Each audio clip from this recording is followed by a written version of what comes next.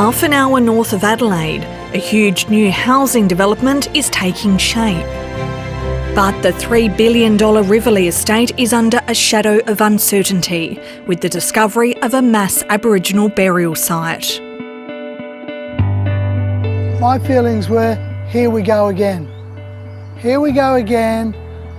Our heritage, our culture being destroyed by governments, private developers. They have the ear of the government before us little people, before us traditional owners do.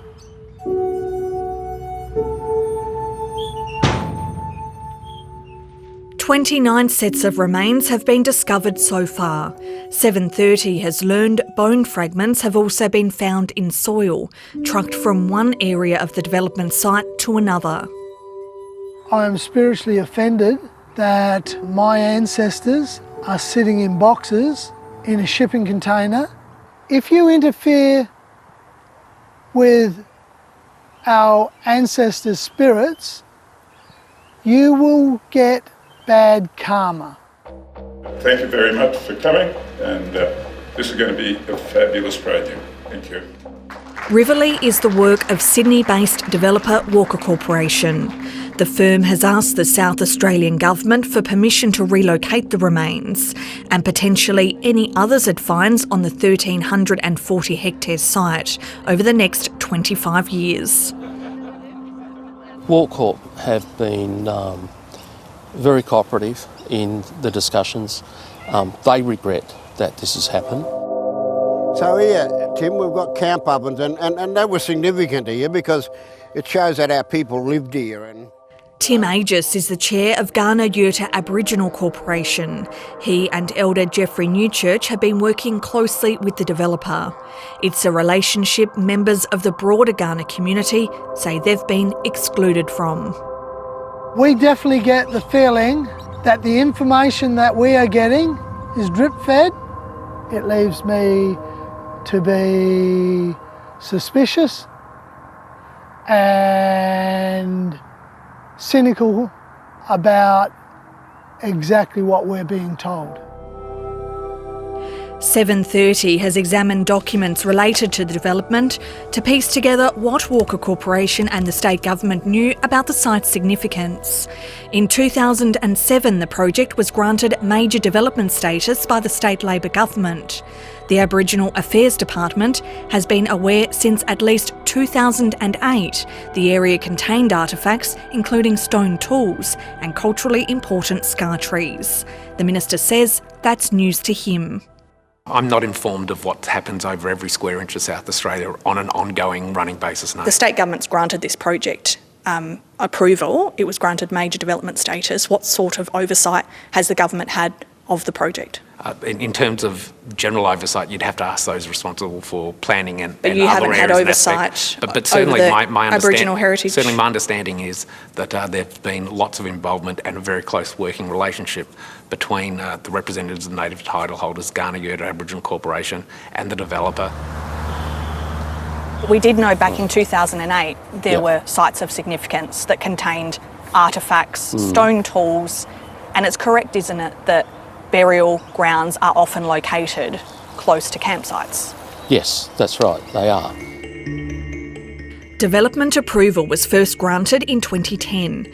In 2013, the government permitted Walker Corporation to collect 11 Indigenous artefacts. Last year, surveys in August and November detected more than 48 stone artefacts and features, including a campsite. In December, Walker Corporation started project works in areas it considered low risk from a heritage perspective. Months later, the first remains were discovered. More bones or bone fragments were found from May through to September. I'm not aware that anybody was aware that this is what was going to be found. I wasn't shocked or surprised to hear that they had come across burials. Archaeologist Lindley Wallace says a 2021 federal inquiry prompted by the lawful destruction of Western Australia's Juukan Gorge recommended new minimum standards be set for state Aboriginal heritage legislation. It's an unfortunate truism that often what we call heritage protection legislation ends up being development facilitation legislation. I do think there is a lot of scope to change the process, and if that means expanding the repertoire of techniques that are used to investigate the landscape before plans are made for infrastructure and before development approvals are granted, I think that would give developers a lot more certainty. Put them back! Put them back! Advocates want the remains reburied where they were found, and for the developer to adjust the layout of the housing estate to accommodate that. We live in 2023. We're in 2023 and they're still digging up my people's bones. A lot of people are thinking that it's a land grab by us. It's not a land grab. Now, all we are asking is that our remains be put back in the ground where you took them from. A park or garden can be placed over the top of it. Walker Corporation has committed to a memorial and cultural precinct, but wants to relocate the remains to another area of the estate away from houses. Controversially, Ghana Yurta Aboriginal Corporation has endorsed the developer's proposal. Is it time to get a fresh opinion from elders? It's probably is time to convene another meeting of the elders to consider this and work out where we go in the future. The Minister will have the final say on what happens to the remains, but the Greens have questioned the government's objectivity, as Walker Corporation is a long-time donor to the South Australian Labor and Liberal parties. Developers and developers' donations do influence our politics here in this state. We know interstate where we've seen developer donations banned, you cut those ties and you get better democracy and better decisions. Since the development was announced, Labor's been in power for all but 4 years. What does Walker Corporation get for its money? In terms of? Political donations. Oh, you'll have to ask Walker Corporation why they do what they do. I can't answer what's in their minds. We sought an interview with Walker Corporation but received no response. We then sent a series of questions, including asking why the firm donates to the South Australian Labor Party. A company lawyer responded that it was inappropriate to provide any comment, as its request to relocate the remains and restart work in sensitive areas is under consideration by the Minister. How can you make an impartial decision?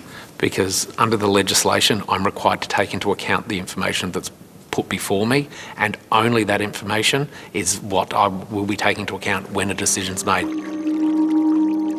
Barty in Carter doubts his concerns will be heard, especially after finding the phone number given by the government to provide feedback didn't work.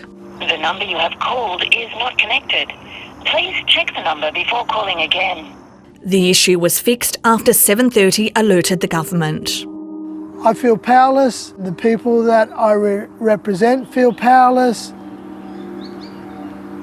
I think people understand that phrase of David and Goliath. That's what we're feeling.